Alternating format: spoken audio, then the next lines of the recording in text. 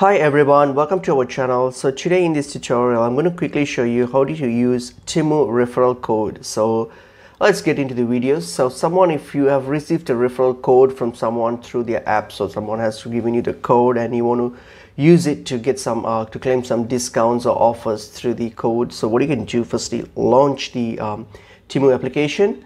So launch the application and make sure that you are logged into it. Alright, so once you've logged in and once you've logged into your account, so all you have to do now here is click on the U tab here. So click on it. So once you get to U tab here, you will see an option called coupons and offers. So click on coupons and offers. So here you will have an option here to enter the coupon. So you simply enter the coupon and then tap on apply. So once you hit on apply, this coupon will be applied to your account and you can proceed with the whatever feature it has, like discounts or any other offers or anything. So it will be applied. So it's pretty easy and straightforward. Hope this video is helpful to you all. I'll see you all in another video. Thank you.